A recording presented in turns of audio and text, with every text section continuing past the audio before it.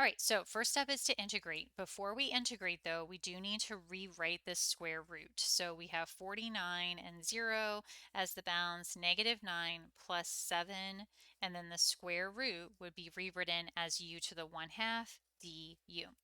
Then we can integrate, so we'll do our add 1, divide by the new exponent.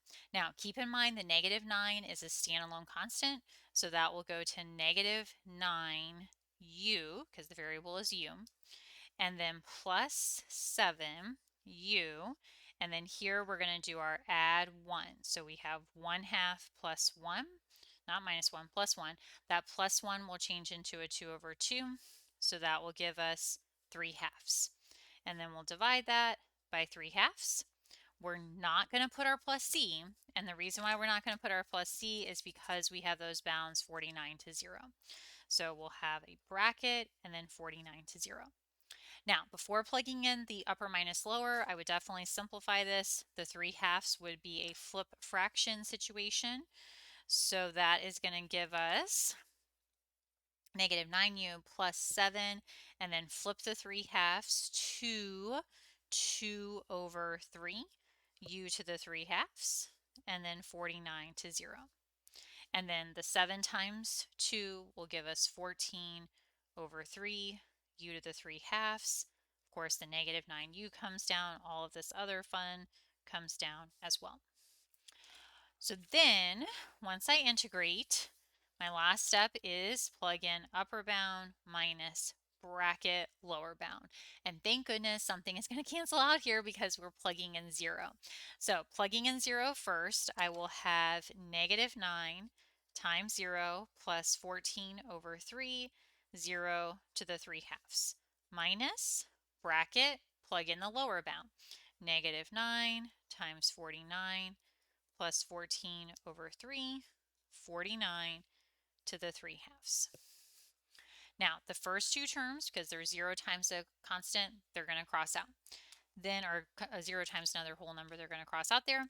Then I would, again, just like before, I would simplify this bracket first.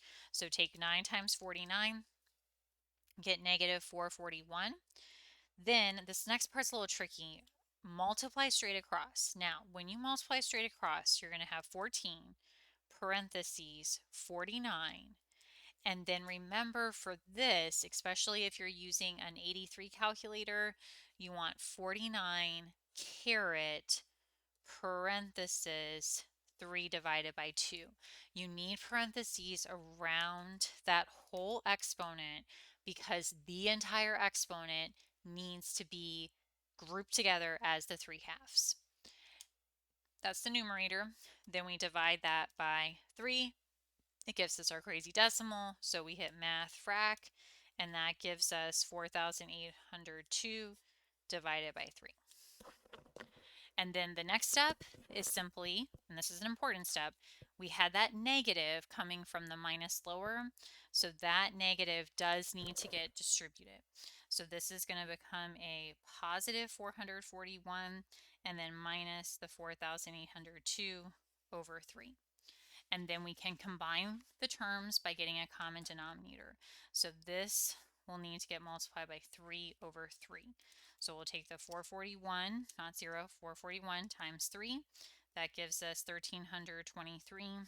Over 3.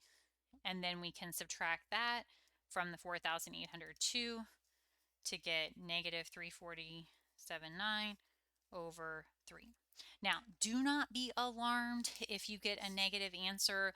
All that negative answer means is that you have more area below the x-axis than above the x-axis. Because remember, this does represent the net area. So it's totally fine if you get a negative.